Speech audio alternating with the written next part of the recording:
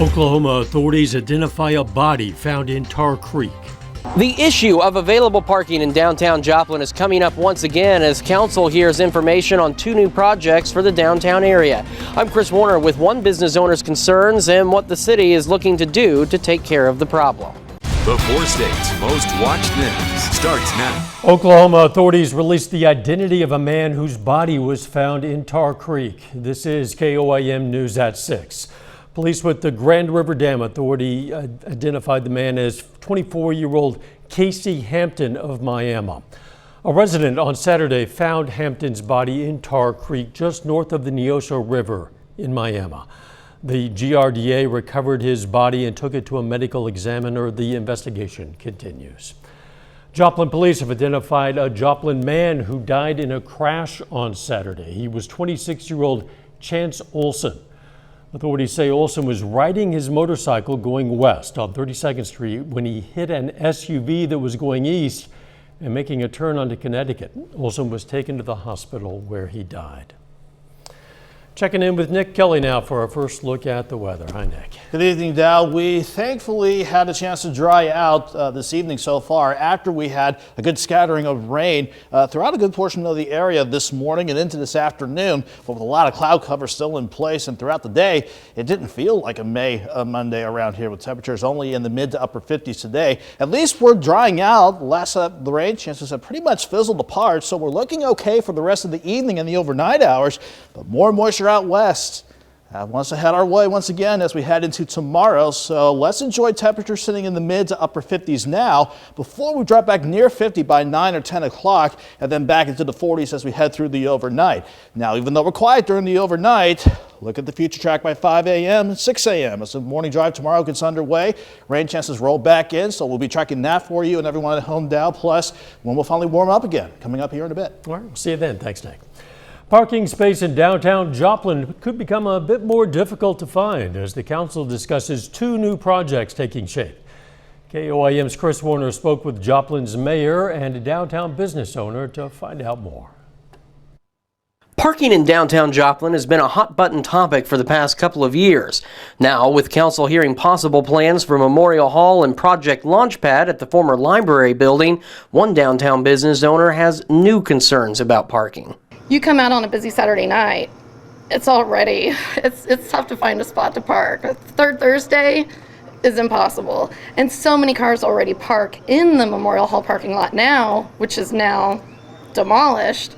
So that's just, all those cars are going to have to park farther out. Mayor Ryan Stanley says parking is key for downtown success and is something they're monitoring closely at the city level and is part of the discussion of those new projects. We're working towards solutions on making sure that our patrons, for businesses, for our building at Memorial Hall, for the Cornell complex, that we maintain and encourage a healthy inventory of parking places. Another concern that Womble has is safety for those walking in downtown. We need something to help with pedestrian safety because there's just more and more people walking and we don't want someone to get killed. Mayor Stanley says crosswalk improvements aren't on the table now, but could be in future discussions. And we could easily have crosswalks on any of those intersections.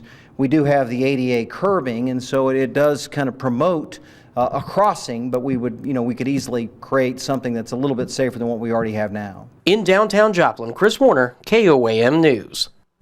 That meeting is taking place right now, and we're going to have more from that meeting tonight at 10. Arkansas Governor Asa Hutchinson says his state is ending its participation in the federal unemployment program that gives unemployed Americans an additional $300 per week.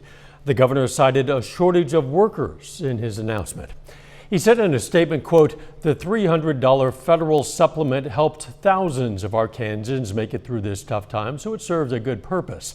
Now we need Arkansans back on the job so that we can get our economy back up to full speed." The U.S. Chamber of Commerce also called for an end to the program. Arkansas's participation in the program is expected to end after June 26th. The program runs through early September. Brings us to today's KOAM News Now Insta poll question. We're asking, should your state cancel the extra $300 jobless benefit? You can vote at KOAMnewsnow.com/vote or through the KOAM News Now mobile app. Results are updated live, and we're going to check in on them later in this newscast. Still ahead, a couple of Miami, Oklahoma restaurants are recognized for their commitment to their community. And a St. Louis area mom is surrounded by love from her 3 biological children, 9 adopted children, and a couple of hundred foster children she's taken in over 5 decades. We're going to hear her story next. 2 Northeast Oklahoma businesses are recognized for their contributions to the community. The Dog House and Zach's Cafe in Miami have both been recognized for their efforts to help feed the hungry with giving walls. The giving walls allow customers to buy meals for other people who may not have enough money to buy a meal on their own. On Saturday, the restaurants were given citations from the Oklahoma State House of Representatives. They came in and surprised me with that. Got a little teary-eyed, but it's our town. That's how great we are. It was shocking. I did not think that was going to happen, and I'm really just thankful that everyone's seeing all the hard work that all of us little restaurants are doing, and I just hope that more people jump on. Tonight at 9 and 10, we're going to hear how much the idea has grown since it was started and where the restaurants hope it'll go from here. Yesterday, mothers all across our nation were celebrated for the tireless love they offer their children. Well, reporter Mike Bush spoke with a St. Louis mom who shared that love with at least 200 children. Let's time you. Let's see who gets by the fastest. Nobody has ever measured how much love a heart can hold. But Jerry Brotherton never seems to reach bottom. There's nothing she likes better than spending time with her kids or her grandkids. 3 little fitties and a mama fitty too. This is a woman who doesn't just have a family tree. How about if you hold my hand this time? She has an orchard. It's over 200, but we lost actual count. Swing backwards, go backwards. For nearly 50 years, Jerry and her husband Bill have been foster parents, opening their arms and their hearts to dozens upon dozens of children in need. And it all began with this little boy. He came straight from the hospital. We had him for 6 months. This one is a really gifted singer and dancer. And so We all have family pictures, but when you go through her albums, there's a different family in every picture. But they all have one theme. every child needs someone to love them. In their house, every time a child arrived, saying I love you was easy. Saying goodbye, not so much. Yes and no. Yes, because it was difficult because we kind of got attached to them. But no, because we knew they were going to a good place or a better place. You want to do the flip, skin the cat again? Now keep in mind, the Brothertons have 3 biological children. The one thing I always asked my mom is, when was I going to get adopted? So I always ask that, like, when am I going to get adopted? And speaking of adoption, for some of the kids, the Brotherton family wasn't just a safe house, it was a forever home. They adopted 9 of the children they fostered. I guess we're crazy. No matter how many times the family changed, we're told Jerry stayed the same. Yeah. Always giving and never giving up on kids. I became a mother, and my daughter was born prematurely, and my mom dropped everything to come be with me at the hospital and to sit there and talk me through things and hold me when I was like really sad. And she's just an amazing woman. Come on, everybody, walk to the bridge. What kind of Mother's Day present do you give to someone who's been a mom to more than 200 kids? Bye. Bye. She's happy with her daughter Kayla's plan. Run, Rissa, run. She said she'd come over and clean the weeds out of the flower bed. That'll work for me. All right, ready? Say cucumber. Cucumber. Jerry Brotherton showing us all that it's not biology that makes a family. Fritz's. It's love. Dairy Queen. She's an incredible role model for all of us. Jerry's inspiration was her grandmother, who was also a foster parent. Later, the lone survivor of a wreck that killed 3 teenagers near Topeka talks about the crash that killed her friends. Well, we'll break down additional rain chances on the way first, and we'll warm back up on the other side.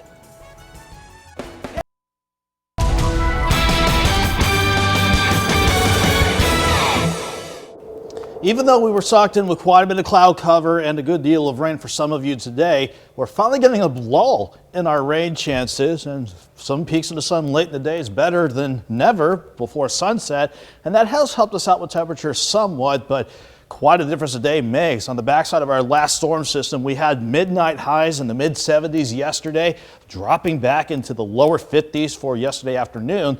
And then after a cool start in the upper 40s this morning, we did finally see temperatures around Joplin rebound into the middle to upper 50s. In fact, we're at 57 in downtown Joplin, 59 at Fort Scott, 60 in Grove. So some of you did hit the 60-degree mark today, thanks to the peaks of the sun breaking through the cloud cover. So certainly looking a lot better than how we started the day from outside our station. 57 at Joplin Regional with an east breeze at 8. Humidity, though, it's still kind of high at 64%, so that's going to allow more moisture to roll in through the overnight, primarily in the form of mostly cloudy skies. We're dry this evening, but note the temperatures will fall through to 50s, down to 50 by 10, upper 40s by midnight, eventually into the mid 40s for another cool start for our Tuesday morning. So we are going to have to take that, but we'll take the break in our rain chances as the cloud cover tries to break apart a little bit. You can see earlier in the evening we did have a few scattered showers along a US 400 on the Kansas side, but those fizzled apart. We're dry this evening, but we've got more moisture, resulting in additional rain in southwestern Nebraska, eastern Colorado, western Kansas, all because of this stubborn upper low still spinning in the northern Rockies. And as long as this is in control for the next couple days, we're going to have to hold on to the cloud cover and rain chances coming and going. Again, though, worth noting again, we're dry this evening, we're dry overnight, but once we get the morning drive underway at 5 a.m. with temperatures in the mid 40s to start, here come the rain chances once again as we continue through Tuesday morning and into Tuesday afternoon. So this will keep temperatures below normal once again, and highs similar to where we topped out today. 45 in the morning, 53 by noon, and afternoon highs around 57. We'll start with a northeast breeze, a light northeast breeze in the morning before we crank that breeze out of the east at about 10 to 20 miles per hour. We'll get a break in the rain chances again to start Tuesday evening out, but one more push to that upper level energy wants to bring in some scattered showers for Wednesday morning as we go back into the mid to upper 40s. But once we hit Wednesday afternoon, that system's gone. We're dry in the afternoon. And temperatures will look finally a lot better with highs back in the lower 60s. And by that time, we'll get a chance to enjoy a couple days to dry out, even though the rain chances on the way won't amount to much, really, but mainly 1/10 of an inch to 1/4 of an inch on the average across much of the area. So we're dry Wednesday afternoon. We're dry Thursday, and we're dry on Friday to get the weekend started with highs back in the 70s. But we'll deal with some scatter storms again on Saturday, and sticking with Doug's pattern, the thunderstorm chances Sunday and Monday with the stronger storm system. That could be our next chance for some severe weather to sneak in as we head into early next week. But temperatures by that point will look a lot better. 57 tomorrow, 61 on Wednesday, mid-60s Thursday, back to 70 on Friday. Mid-70s on Saturday, and even with those thunderstorm chances early next week now, temperatures a lot better with highs near 80. A steady climb in the temperature day by day by day. Sounds pretty good to me. Thanks, Nick. Still ahead, 3 teens were killed in a crash in Emporia, Kansas. 1 girl survived, and she's sharing what happened. A crash in Emporia, Kansas killed 3 teenagers when their car went off a road into the Cottonwood River. 1 passenger survived, and she spoke with reporter Raina Flores about the crash.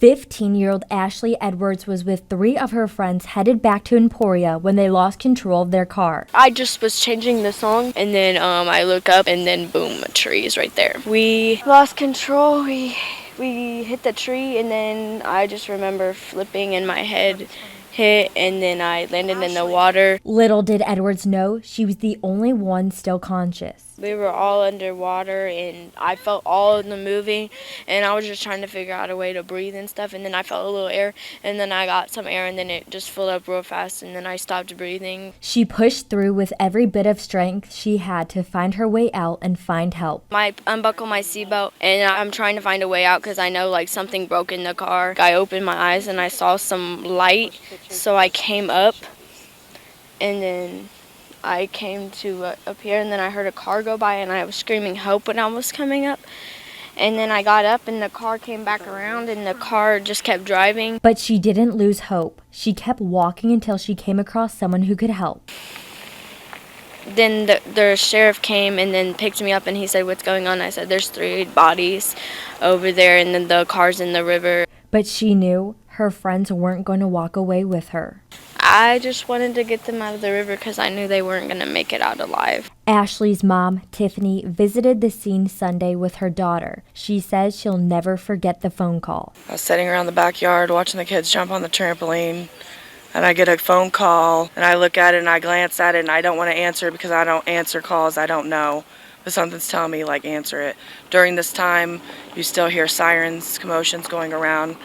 I'm like, something's telling me answer that phone. Responders told Tiffany they were taking Ashley to a nearby hospital and that she wanted to speak with her mom. Her daughter's words left her speechless.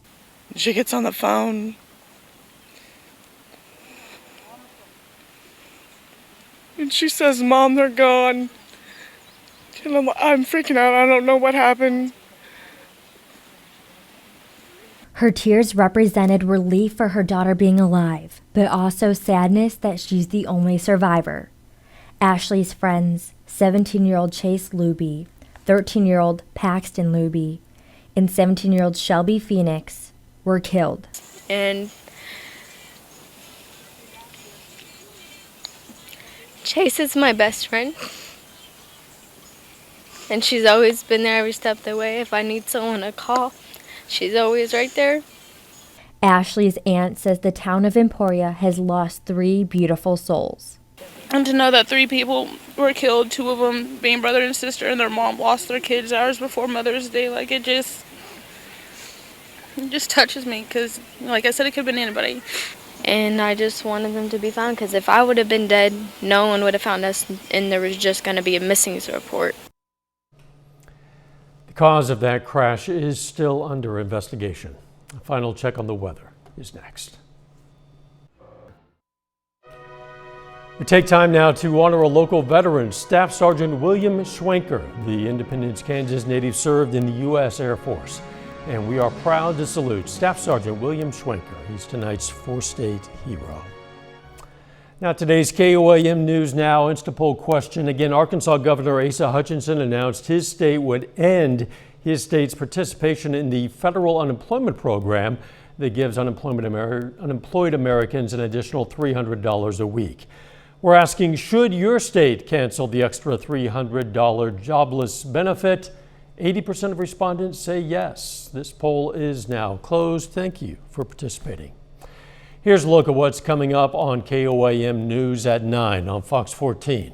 A new Humane Society report shows Kansas nearly tops a list of problem puppy mills. Missouri is at the top. Also, a survey shows what the majority of the U.S. military thinks of the COVID-19 vaccine. And some police officers deserve some extra credit for delivering flowers to moms after a flower delivery driver was involved in a crash. That and more tonight on KOAM News at 9 on Fox 14. Let's check back with Nick Kelly now. A bit chilly out there, Nick. Chilly, but we're dry for this evening at the very least, but we will drop back into the mid-40s for tomorrow morning. Then the rain chances back in, keeping us in the upper 50s for tomorrow. 61 on Wednesday, dry time Thursday and Friday, thankfully, before additional storms head in for the weekend. Thanks, Nick, and thank you for joining us. We'll see you right back here for KOAM News at 10. In the meantime, let's take care of ourselves and each other.